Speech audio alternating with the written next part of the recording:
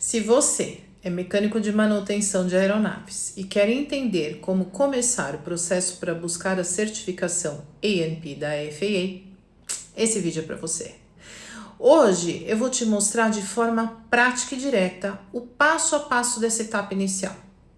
E eu quero deixar claro desde o começo que eu estou me baseando com fontes oficiais da FAA, porque este é um assunto em que ainda existe muita informação confusa e simplificada demais.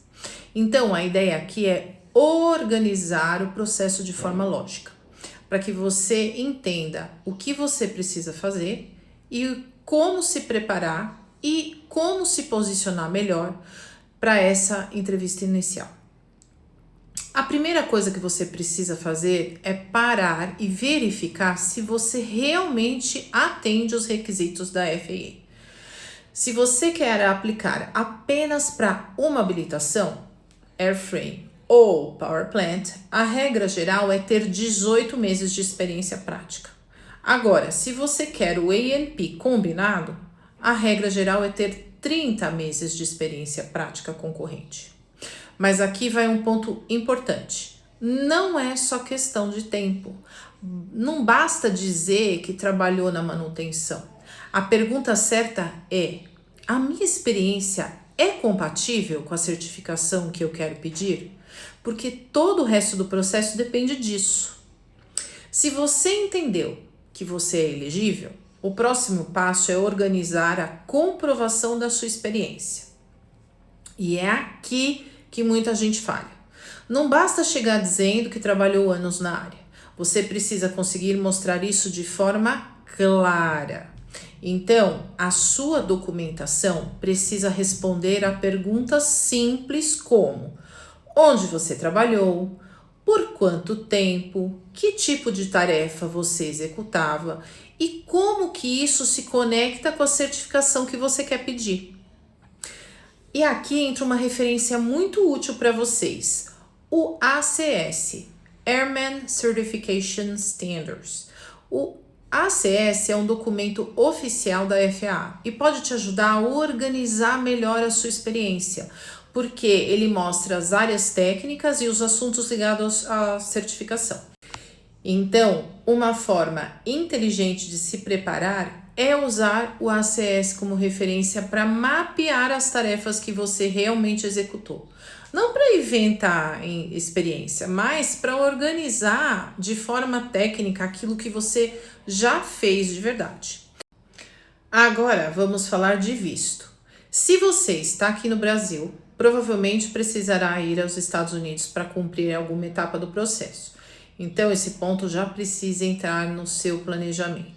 Muita gente usa como referência os vistos B1 e B2 para esse tipo de deslocamento temporário. Então não deixe isso para a última hora, ok? Outro ponto importante é a questão do US Agent for Service. Dependendo do seu caso, principalmente se você tem endereço estrangeiro e não tem endereço físico registrado nos Estados Unidos, isso pode entrar no seu processo. Hoje, inclusive, existem empresas na internet que fazem esse tipo de serviço. Então, se isso se aplicar ao seu caso, você pode pesquisar essas empresas e avaliar qual faz mais sentido para você. Mas aqui o principal é escolher alguém confiável, porque esse agente pode receber comunicações oficiais da FAA em seu nome. Agora, outra dica importante é criar o FTN. E para isso você precisa criar o seu cadastro no IACRA e então obter o seu FTN dentro do próprio site do IACRA.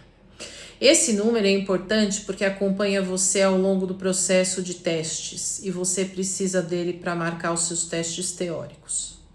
Depois disso, entra o FAA Form 8610-2. Esse formulário é uma parte formal da sua aplicação e super importante, vocês não podem perder esse formulário. Então, o ideal é que você já chegue com 2 vias preenchidas junto com toda a sua documentação, comprovando a sua experiência. E aqui vai uma dica prática. Também vale levar o arquivo do formulário salvo em um pendrive ou no e-mail ou no computador, porque se você precisar corrigir alguma informação na hora, isso facilita muito. Agora vem uma parte que gera bastante confusão. Em termos práticos, a entrevista inicial vai ser tratada por meio de um FISDO ou, em alguns casos, de um IFO, dependendo da situação. Eu recomendo que você procure primeiramente o FISDO e eles vão te orientar da melhor forma. Para isso, você deve entrar no site da FAA, procurar o FISDO mais adequado para o seu caso. E aqui entra um esclarecimento muito importante também. Quem faz a sua entrevista inicial de elegibilidade e validação da experiência é o ASI, Aviation Safety Inspector, não o DME. Muita gente mistura essas duas figuras, mas elas não pertencem à mesma etapa. O ASI faz a análise inicial da sua experiência e da sua documentação. O DME entra depois, em outra fase, no Oral and Practical. A entrevista não é só olhar documentos. O que a FAA quer verificar ali é se a sua experiência realmente sustenta a sua aplicação. Então, no fim das contas, ela quer ver 3 coisas: se a sua documentação faz sentido, se a sua trajetória profissional é coerente e se você consegue explicar com clareza aquilo que você realmente fez. Então, esse não é o momento de exagerar, improvisar ou tentar parecer ter feito mais do que realmente fez. Quanto mais coerente você for, melhor. Esse passo faz muita diferença. Você precisa chegar preparado para falar da sua experiência de forma clara, técnica e objetiva.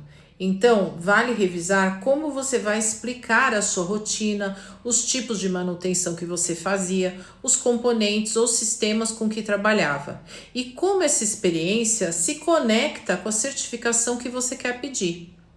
E para quem vai passar por essa etapa em inglês, isso é ainda mais importante.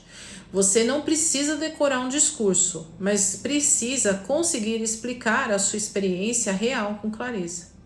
E por fim, se você fizer isso com organização, o processo fica muito mais claro. Se esse conteúdo te ajuda, curta, compartilhe e deixe seu comentário aqui embaixo.